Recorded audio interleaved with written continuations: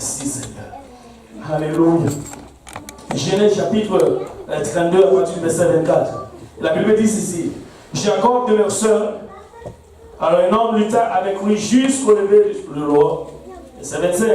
Voyant qu'il ne pouvait pas le vaincre, et cet homme le frappa à la voiture de la hanche. La voiture de la hanche de Jacob s'est mis penchant, qu'il luttait avec lui. Verset 26. Et il dit, laisse-moi aller, car l'aurore se lève. Et Jacob répondit, je ne te laisse point aller, qu'es-tu? Il me manque des questions. Là, il me manque quelque chose. Et maintenant, le verset 27, il me manque quelque chose, peut-être que j'ai raté quelque chose, mais il sait que dans la Bible, qui tu m'as béni, quelque chose comme ça. Amen. Maintenant, verset 27, il lui dit, quel est ton nom? Et c'est là que je peut-être, Jacob a fait une déclaration forte. Souvenez-vous, Jacob, c'est que veut dire le nom de Jacob. Supplanter. C'est-à-dire le voleur. Maintenant, c'est pourquoi Dieu nous demande toujours quelque chose. Dieu nous demande d'exposer nos péchés devant lui. Jacob maintenant commence à... Dieu connaît le nom de Jacob. Pourquoi il a demandé quel est ton nom? C'est parce qu'il ne connaît pas son nom.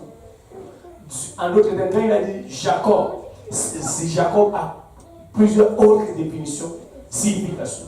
Et là, c'est pourquoi Dieu dit, mais tu seras appelé Israël. Voilà. Pourquoi? Quand tu seras appelé Israël, quand tu as lutté avec Dieu et avec des hommes, et tu as été vainqueur. Je veux lutter pour être le vainqueur. Prions le Seigneur tous ensemble.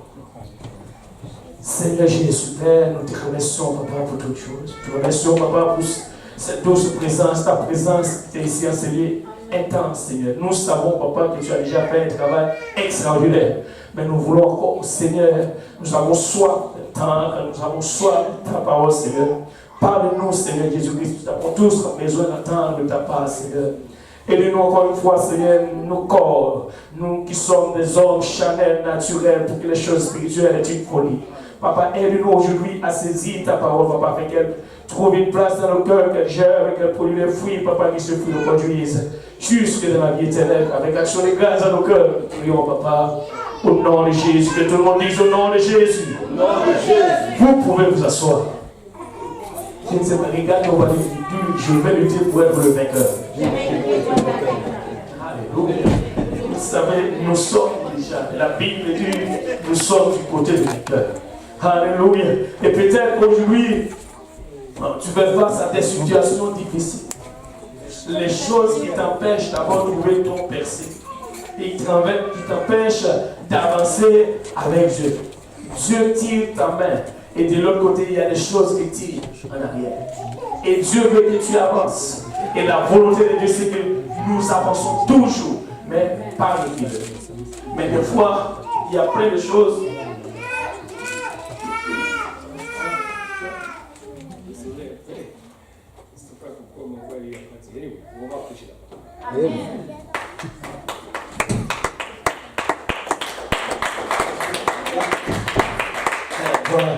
Merci Seigneur.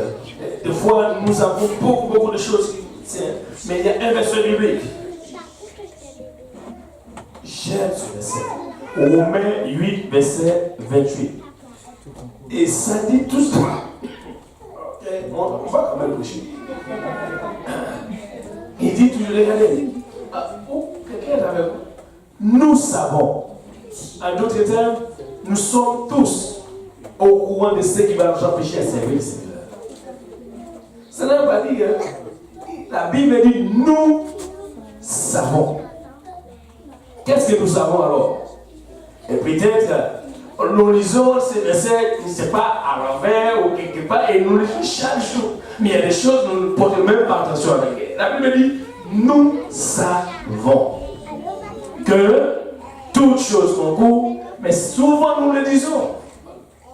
C'est comme si nous ne savons pas. Mais la Bible dit, nous savons. Non seulement nous allons dire cela, mais nous savons. Est-ce qu'il y a des enfants de Dieu ici, Seigneur? Amen. Alléluia. Si nous sommes les enfants de Dieu, nous savons que toute chose concourt au bien. Peut-être, le plus souvent, les choses ne sont pas comme tu le veux. Tu pleures. C'est comme si tu ne sais rien. La Bible dit, nous savons. Malgré toutes ces choses, est-ce que cela va nous empêcher à avancer et à servir le Seigneur? Non, parce que nous savons déjà. C'est-à-dire, malgré toutes ces choses, nous devons quand même avancer. Malgré les problèmes, malgré les circonstances de la vie, c'est pourquoi il a dit toutes choses concourent. En d'autres termes, ça inclut le bon et le mauvais. Il dit toutes choses concourent. Mais des fois, je ne sais pas. Il y a certains de nous peut-être qui se trouvent dans des situations difficiles en ce moment. Qui commençaient même à questionner Dieu. Il a dit si tu es un enfant de Dieu, écoute. Pourquoi nous luttons même? Qu'est-ce que nous avons besoin même? Est-ce que c'est notre salut ou les choses du monde? Et qu'est-ce qui nous empêche à servir Dieu aujourd'hui? Est-ce que vous vous souvenez de l'histoire de l'homme riche et Lazare? La Bible dit l'homme riche. Et quand j'ai lu cette histoire, pour moi c'est encore toujours triste.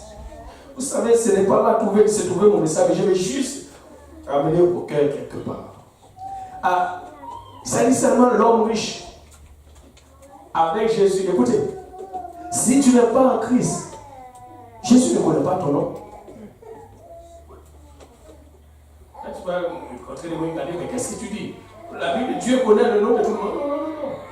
Parce que ici, on a dit l'homme riche, mais on a cité le nom de Lazare. Pourquoi? Parce que Lazare connaissait Jésus.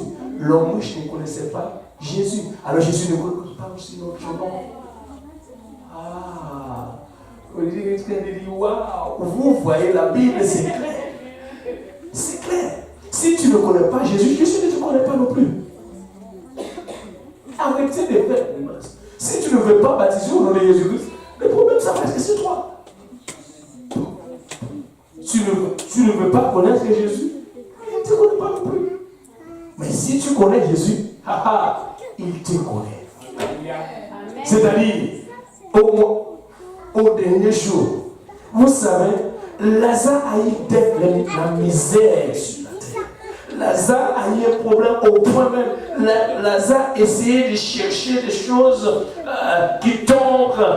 Quand il passe autour de la table, devine quoi? Lazare essaie de chercher les choses à manger. Et le chien cherche à chercher sa nourriture dans le dos de Lazare. Est-ce qu'il y a quelqu'un qui se trouve dans cette situation? Et d'abord, vous plaignez, vous ne voulez même pas servir le Seigneur. Vous vous trouvez là, où tu cherches quelque chose en dessous de table de quelqu'un. Nous pouvons servir le Seigneur. Nous pouvons servir le Seigneur. Nous avons même de quoi. Des fois, vous avez il y a des gens même, quand ils vont sur le frigo, ils doivent même sortir des nourritures et les jeter. Qu'est-ce qui t'empêche à servir le Seigneur? Alors Lazare a eu des mots. Mais devine quoi? Il connaissait Jésus. Jésus le connaissait aussi. Mais l'homme riche, la Bible dit tout simplement l'homme riche. Impossible. Parce que moi je crois que tout homme riche sur cette terre, on connaît vraiment les noms. Oui ou non? On veut même porter les noms sur nous.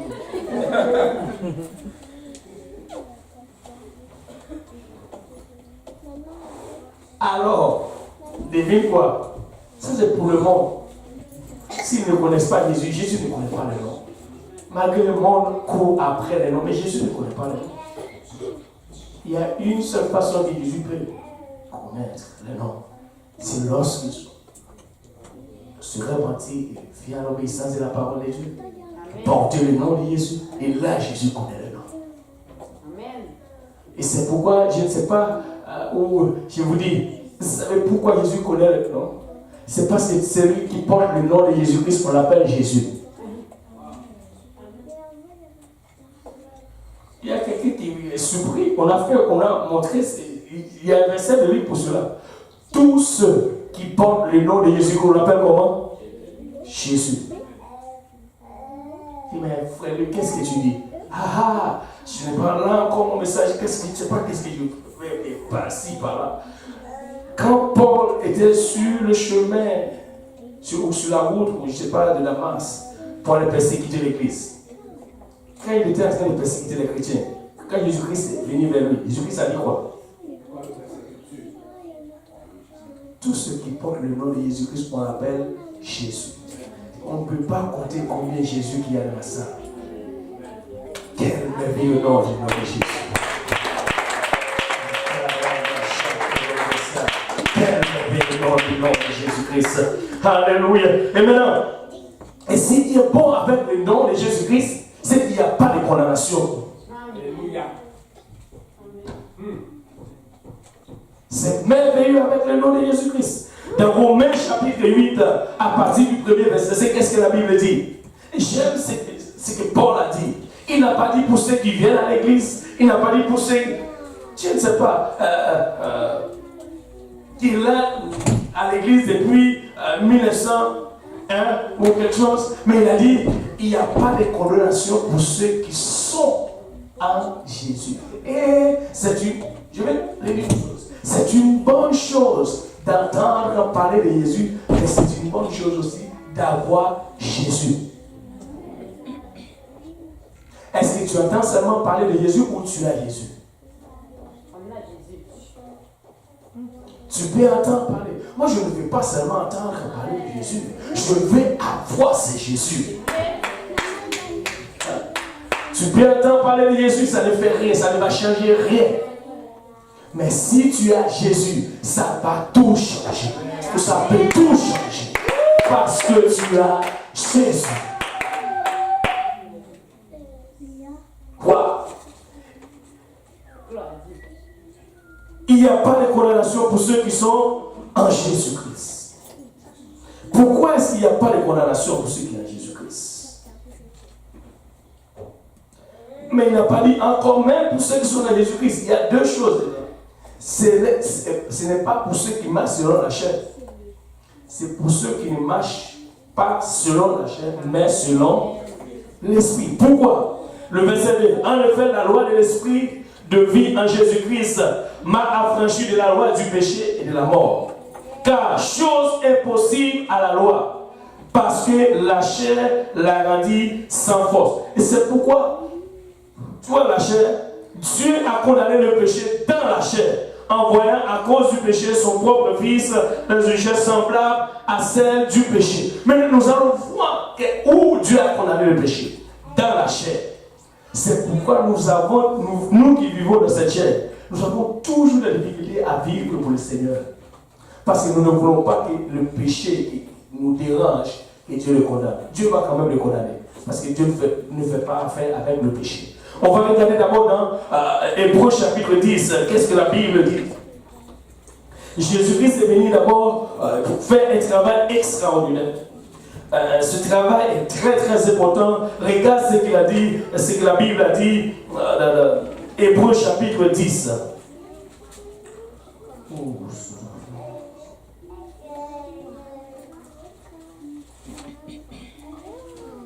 On va regarder à partir du premier verset. Je vais entrer dans la Bible. Mais notre m'échappe un peu. Alléluia. Mais on va y arriver.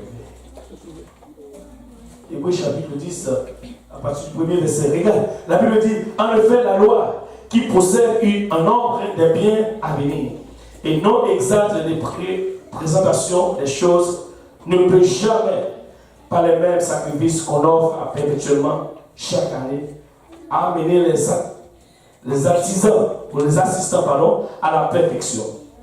Verset 2. Autrement n'aurait pas t'ont pas cessé de les offrir, parce que ceux qui rangent ce culte étant une fois purifiés n'auraient plus eu aucune conscience de leur péché.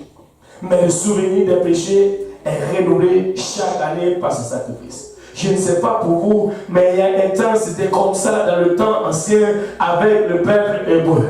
Mais pour nous, il n'y a pas de souvenir du péché. Quand Dieu enlève nos péchés, il les jette dans la mer d'oubli.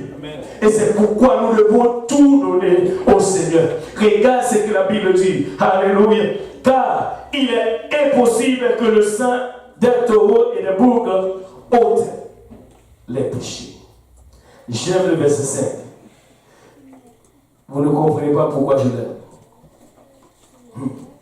C'est pourquoi Christ, en entrant dans le monde, dit, regarde ce que Jésus-Christ a dit.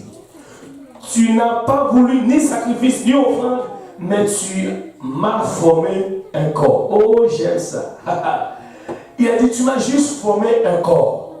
C'est-à-dire, ce corps, ce n'est pas parce que Dieu, le besoin de ce corps, c'était juste pour mourir pour vous et moi. Jésus-Christ n'a pas besoin d'un corps. Il a dit, tu m'as formé un corps. En d'autres termes, c'est Jésus. Il est le Dieu. Parce que ce corps, c'est juste pour la former. Il n'a pas besoin de ce corps. Il a besoin de ce corps juste pour vous et moi. Tu m'as formé un corps. Pourquoi? Tu n'as agréé ni holocauste, ni sacrifice pour le péché. Alors je dis, voici je viens dans le monde. Dans le rouleau du livre, on va voir maintenant, on va sauter quelques versets, on va aller un peu plus bas. Alléluia. Regarde au verset 19. Ainsi donc, frères, puisque nous avons au moyen du sang de Jésus une libre d'entrer dans le sanctuaire. Regardez, puisque Dieu a condamné le péché dans la chair. Regardez ce que Jésus a fait. Par la route, nous venons de chanter ici, par la route nouvelle et vivante qu'il a inaugurée pour nous au travers du voile. C'était quoi cette voile? C'est-à-dire la chair. Waouh! Dieu a condamné le péché dans la chair. Et dans cette chair, on nous a dit c'était voile. Vous savez, il y avait un nombre de ces choses qui étaient là dans l'Ancien Testament. Et si tu retournes dans l'Ancien Testament, tu vas voir, on va te montrer le tabernacle et le voile déchiré du haut au bas lorsque Jésus-Christ a crié, tout est accompli.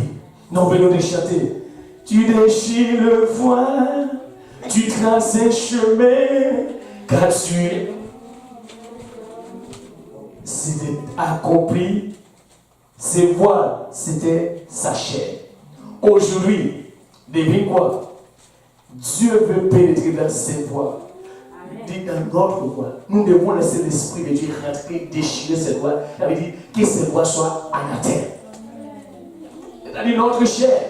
Nous avons des difficultés à servir Dieu. Ce n'est pas pour rien. C'est notre chair. Parce que c'est là quand nous avons besoin de quelque chose, nous allons crier, oh j'ai besoin de ceci, et pourtant, nous n'avons même pas besoin de cela. C'est vrai.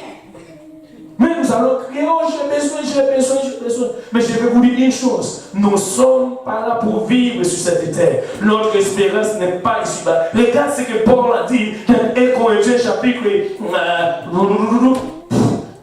15 ou quelque chose, 58 verset 15, je vais dire, il a dit que si notre espoir est seulement sur cette terre, nous sommes les plus malheureux.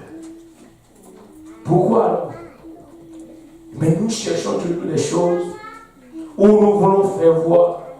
Non. Il est temps que nous qui sommes des chrétiens, nous essayons de vivre pour Dieu. Parce que nous allons tout laisser. Écoute, tu peux avoir plein de choses, des millions en banque, et tu vas mourir. Laissez tous ces millions. Devine qu'est-ce qui compte après la mort. Nous pensons après la mort, c'est fini.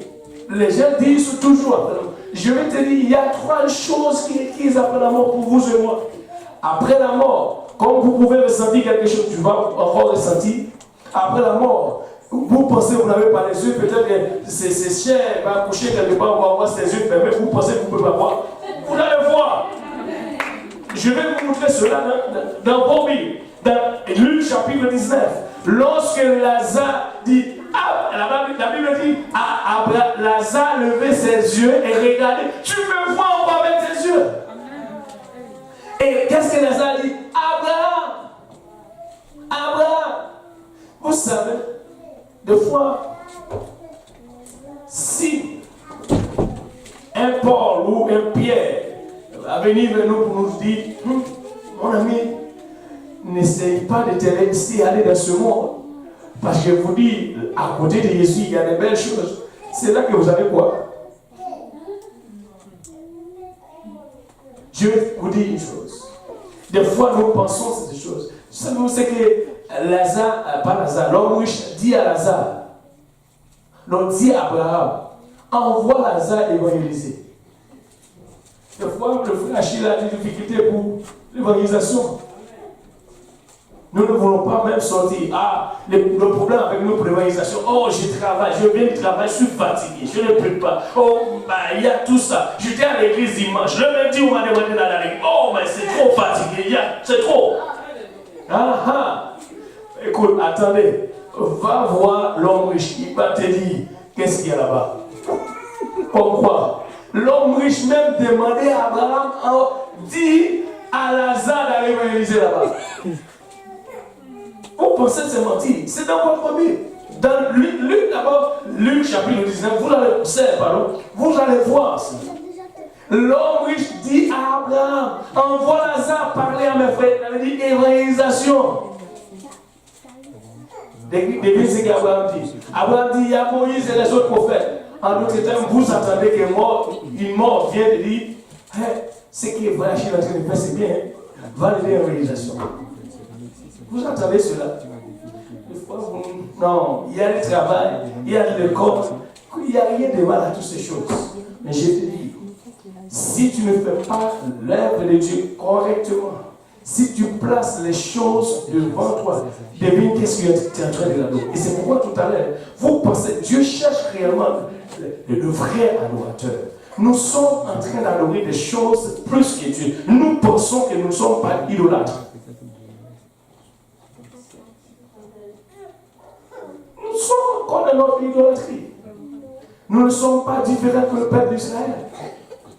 Parce que nous aimons plein de choses. Anyway, juste prétendre dire nous faisons cela.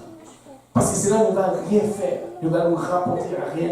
Mais tout simplement, il n'y a que notre salut qui compte et nos besoins nécessaires.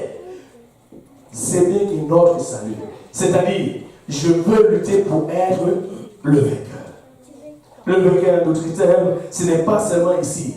Quand le péché vient, je vais lutter contre le vainqueur. Quand les problèmes de la vie viennent, je vais lutter contre le vainqueur. Et tu ne luttes pas. Écoute, de toute façon, tu ne luttes pas, quelqu'un va lutter contre toi. Mais essaie quand même de lutter pour être le vainqueur.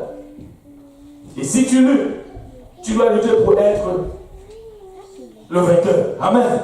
Et nous n'avons pas fini. Et il a fait à travers du bois. Il a inauguré cela. Et regardez, puisque nous avons un souverain sacrificateur établi sur la maison de Dieu. Écoutez, notre souverain sacrificateur, c'est Jésus. Regarde ce que nous devons faire. Approchons-nous avec un cœur sincère, de la plénitude de la foi. Le cœur purifié d'une mauvaise conscience et le corps lavé d'une eau pure. Retenons ferme. Je ne sais pas si quelqu'un doit tenir ferme encore dans sa promesse avec Dieu. Le premier jour que tu es venu, tu dis Seigneur, je vais lutter pour te servir. Lutter pour être vainqueur, c'est-à-dire tu vais lutter pour servir le Seigneur. Peu importe ce qui t'arrive, alléluia, tu dois lutter pour servir le Seigneur. Parce que je vais te dire, les choses qui t'entourent aujourd'hui, plus tard tu ne vas voir rien, mais tu vas voir qui est Jésus en face. Mais qu'est-ce que tu vas dire lorsque tu vois Jésus? Tu vas dire quoi? Faute de mon pasteur, faute de mes gens, parce qu'ils n'ont pas donné toutes choses que va avoir besoin pour faire l'œuvre. Retenons ferme la profession de notre espérance, car celui qui a fait la promesse est fidèle. Est-ce qu'il y a quelqu'un qui a une promesse de la part de Dieu aujourd'hui? Alléluia. Celui qui a fait la promesse est fidèle. Je vais revenir juste quelque chose. Souvenez-vous que le frère Emery est parti. J'aime bien le verset qui dit toutes choses concourent. Le frère Emery qui était parti là-bas pour le deuil. Qu'est-ce qui s'est passé? Toutes choses concourent. Il a baptisé 4 personnes. Toutes choses concourent. Il n'était pas allé là-bas pour baptiser. Est-ce que son appel c'était pour le baptême? Non, pour la mort. Mais toutes choses concourent. Ce n'est pas parce que je veux qu'il soit orphelin du Père. Non, bien, j'aime bien qu'il va avoir son Père avec lui. Mais toutes choses concourent. N'était-ce pas la mort de son Père? Il n'allait pas baptiser ces 4 personnes. Oui ou non? Et ce n'est pas parce que c'est là, c'était une bonne chose pour lui. Mais devine quoi? Il des bonnes choses arrivent aussi là-bas. Parce que avec Dieu, toutes choses concourent. Peut-être que tu es dans une situation, des fois Dieu peut te coincer dans un corridor. Devine qu'est-ce que Dieu dit? Ou dans une prison. Savez-vous qu'est-ce que Dieu attend? Il attend, quelqu'un attend de toi dans cette prison. Qui a besoin de la liberté. Mais ça doit être toi. Tu dois rentrer dans la prison pour libérer quelqu'un. Amen. Ou des fois tu dois te retrouver dans une circonstance où tout devient noir pour libérer quelqu'un d'autre. Paul et Barnabas étaient en prison. Ce n'était pas pour eux-mêmes. Peut-être que c'est pourquoi ils allouaient Dieu dans la prison. Mais ils étaient là pour libérer les géoliens. Mais des fois, là, écoute, ta situation, ce n'est pas pour te tuer. Ta situation, c'est pour libérer quelqu'un d'autre. Regarde-toi, ta situation pour libérer quelqu'un d'autre. Alléluia. Pouvons-nous battre nous-mêmes pour notre Seigneur Jésus-Christ. Alléluia. C'est pour libérer quelqu'un d'autre. Dieu a utilisé cela pour sa gloire. C'est pourquoi la Bible dit, Alléluia, retenons ferme. Mais regarde ce que la Bible dit, celui qui a fait la promesse est fidèle. Veillons. Regarde au verset qui dit, veillons les uns sur les autres. Regardez qu'est-ce que nous devons faire. Ça, c'est là notre responsabilité. Pas veiller les uns sur les autres pour dire, pour parler, bla bla bla. Regarde ce que la Bible dit. Veillons les uns sur les autres pour exciter à la charité et au bon œuvres. Qui veut dire exciter à la charité? Alléluia, exciter à la charité. Le pasteur quand vous dit toujours, oh, je suis. C'est écrit dans la Bible. Il n'a pas, peut-être, je ne sais pas, il a dit, je m'essaye, il a connu, je suis, merci, il dit, voici ce qu'il dit. Pas excité. Je suis excité. Alléluia. N'abandonnons pas notre assemblée. Pour quelqu'un parmi nous, des fois, cette église, il me demande trop, je laisse. Parce qu'on nous demande trop. Dieu est fini. Il sait, on ne m'a pas donné l'heure. Ici, c'est à 8h ou 8h30. À quelle heure c'est anyway.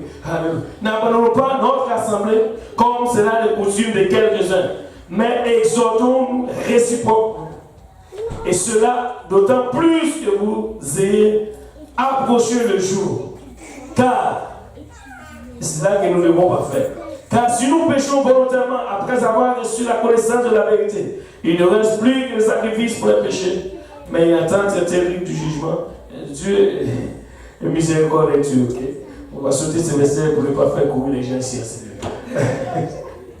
Dieu est miséricordieux et compatissant. Alléluia. Savez-vous, par-dessus toute chose, de son amour, sa miséricorde est encore là pour nous garder. Et si ce n'était pas sa miséricorde, nous serons tous perdus déjà et finis. Mais sa miséricorde est encore là avec nous. Mais maintenant, on va dans l'autre passage final qu'on va voir, c'est le Romain. Nous avons commencé le premier verset. Que la Bible dit il n'y a donc aucune condamnation pour ceux qui sont dans Jésus-Christ. Mais regardez encore quelques autres versets. Je vais commencer plus bas parce que c'est fort.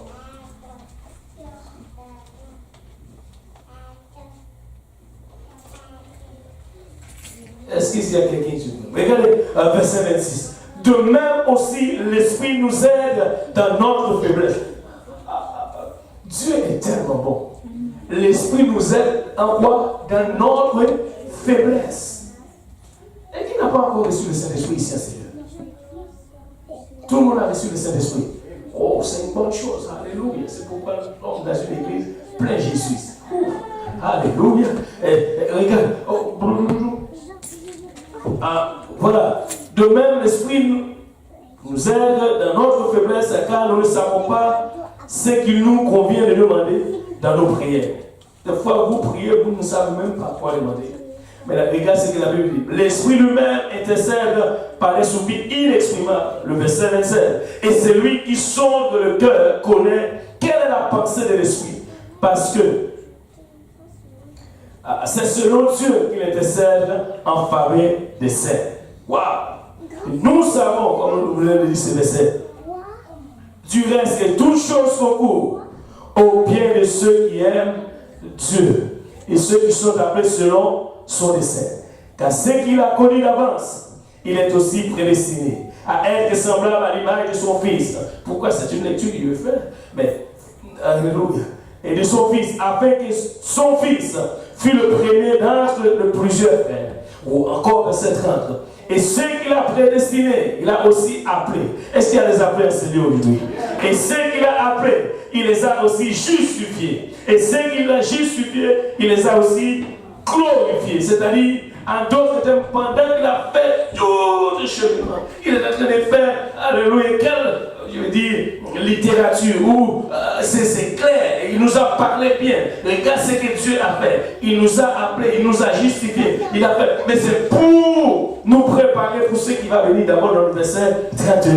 Maintenant, quand après avoir tout fait, et nous commençons à voir les choses, et là nous allons questionner, quel dirons-nous donc à l'égard de ces choses?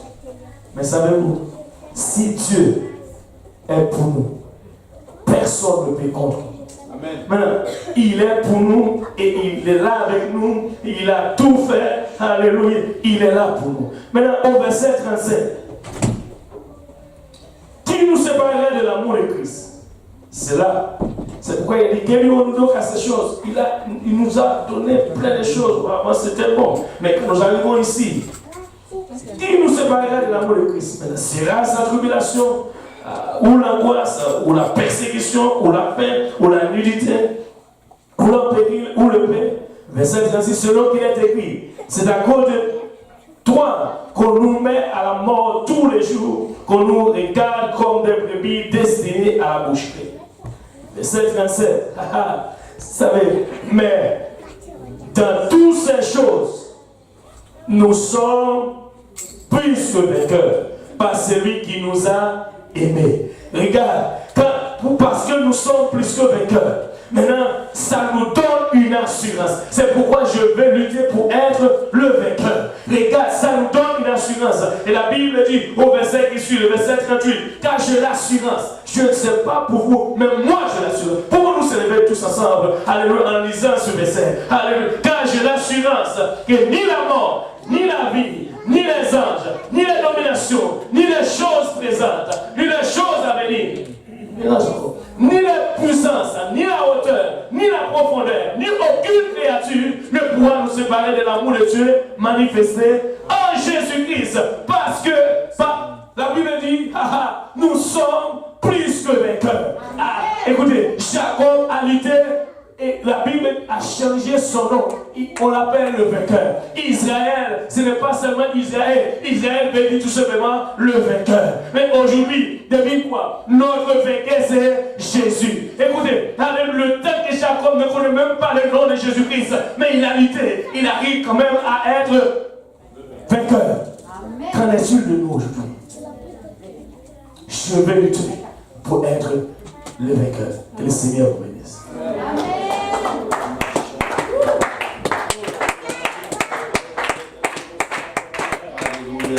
Si vous voulez être le vainqueur aujourd'hui, je vais dire à venir à l'avant. Et nous allons prier une prière de victoire, une prière de vainqueur. Nous n'allons pas supplier le Seigneur mais nous allons déclarer des choses sur notre vie.